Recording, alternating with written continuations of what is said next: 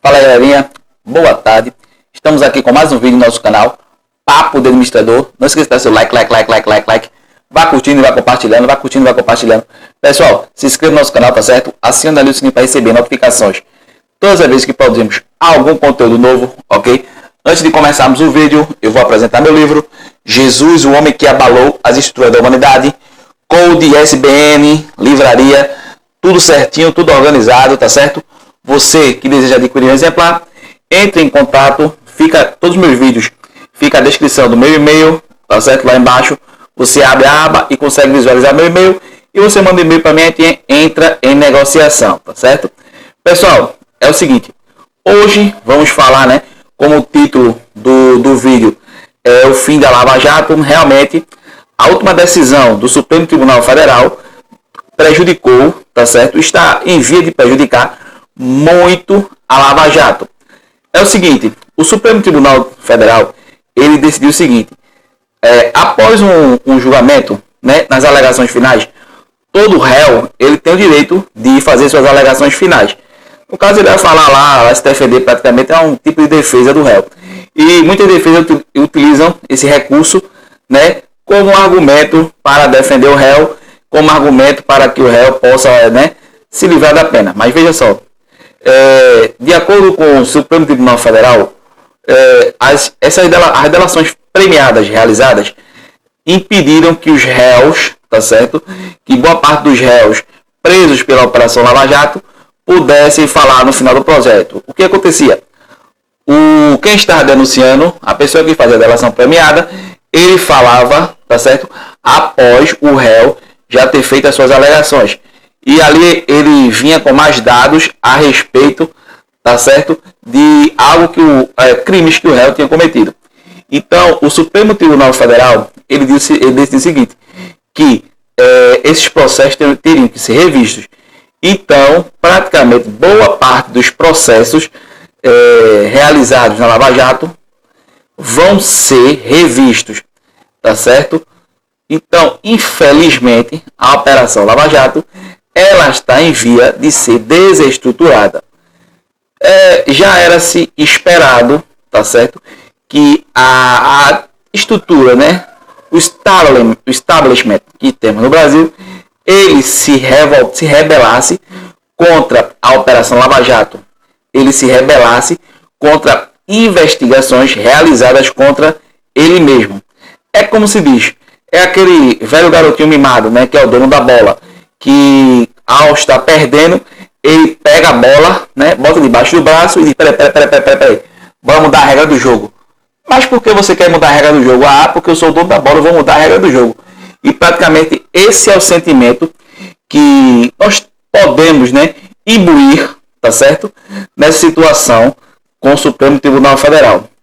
É muito triste, né? Nosso país, que quem vê de fora vê o Brasil e olha quão frágil nossas instituições são. Aí vem pessoas, não, que nossas instituições são fortes. Não são fortes, tá certo? Nossas instituições não são fortes. São instituições frágeis que a qualquer momento desmoronam, que a qualquer momento uma aplica um golpe na outra, tá ok? Então, infelizmente, esse é o Brasil. Um país que tem instituições fracas, instituições que vivem desde a sua promulgação, uma dando um golpe na outra. Porque, veja,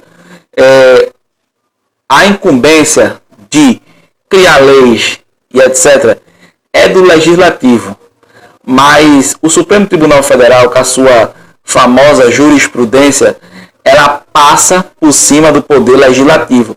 Ela vai criando lá regras que não tinham na Constituição, regras que eles tiram, né, do bolso ali e colocam esse vamos dar um recall e vamos mudar a regra do jogo. Então você vê, isso é em toda a conjectura do nosso país. Você vê o quanto o Brasil é tão frágil, né? Você, por exemplo, vamos lá, um simples cidadão, você entra com um processo, você tem 3 instâncias, né, hoje no Brasil, primeiro, segundo, terceiro grau. Você entra com um processo, o cara recorre para o segundo grau. E muitas vezes recorre novamente para o terceiro grau, para o Supremo Tribunal Federal. Pessoal, o Supremo Tribunal Federal, ele é o guardião da Constituição Federal. Então, ele não é uma instituição, ele não é uma instância na qual ela tá todo, por exemplo, fulaninho brigou com o ciclano, entrou lá e o processo dele chegou ao Supremo Tribunal Federal a respeito de uma decisão. Isso é um absurdo. Isso é um absurdo. Porque, como eu já falei, o Supremo Tribunal Federal, ele é o guardião da Constituição Federal. Então, ele está incumbido de julgar causas causas de inconstitucionalidade, causas que afetam diretamente a Constituição. Não é para qualquer processo subir para o Supremo Tribunal Federal. Isso aí ele tem que se resolver na primeira e segunda instância e não subir para o Supremo Tribunal Federal. Tá certo? Então hoje nós temos uma justiça, né, lenta, morosa, que só ajuda pessoas que têm dinheiro, tá certo? O pobre hoje em nosso país, infelizmente o que a gente vê muito acontecer, o cara lá roubou uma pasta de dente no supermercado, foi preso e vai passar um tempinho na cadeia. Por quê? Porque ele não tem dinheiro para se soltar. Ele é um pobre coitado miserável que está desempregado por conta de uma crise gerada por governos corruptos, governos irresponsáveis, governos que não têm, tá certo? Que não tem a responsabilidade de tomar conta do país, de transformar o Brasil numa grande nação.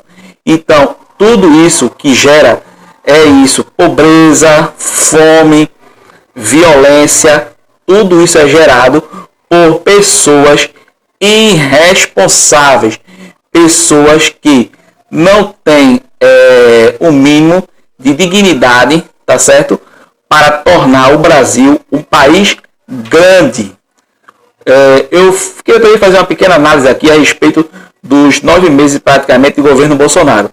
9 meses de governo Bolsonaro. Até agora, no governo Bolsonaro, tá certo? Não tivemos até agora escândalo de corrupção relacionado ao governo, tá certo? Ao próprio Bolsonaro. Diminuiu-se muito a questão da corrupção, porque foram colocados em cargos, né, pessoas, em sua grande maioria, que conhecem, pessoas técnicas. Poucos foram os políticos que entraram em cargos estratégicos. E você vê, com tanta perseguição desse governo, se algum ministro ou alguma pessoa que está no governo, tá certo, que estivesse respondendo a algum processo, tivesse alguma investigação em curso, já teria sido presa há muito tempo pela grande perseguição que esse governo está sofrendo. Então, com tudo isso você vê, né, o quanto nosso país é um país frágil, o quanto nosso país é um país que precisa melhorar muito. E um conselho que eu venho dar aqui no canal Papo do Administrador: você, cidadão brasileiro, se informe, busque conhecimento, leia, tá certo? Não acredite em tudo que chega lá montadinho, bonitinho para você, principalmente o que a grande mídia ela vende como informação. O que a grande mídia ela não tem responsabilidade com a informação. Muitas vezes são informações manipuladas que têm interesses escusos, que não são interesses da grande população, que não são interesse da grande massa que faz parte do Brasil. Então, você, cidadão brasileiro, esse é o conselho que eu dou hoje aqui no canal Papo do Administrador.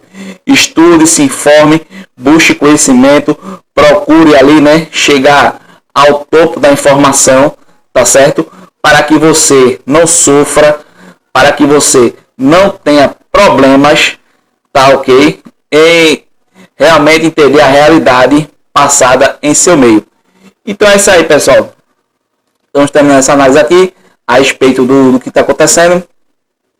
Eu só tenho a agradecer mais uma vez meu livro, Jesus, o homem que abalou a história da humanidade.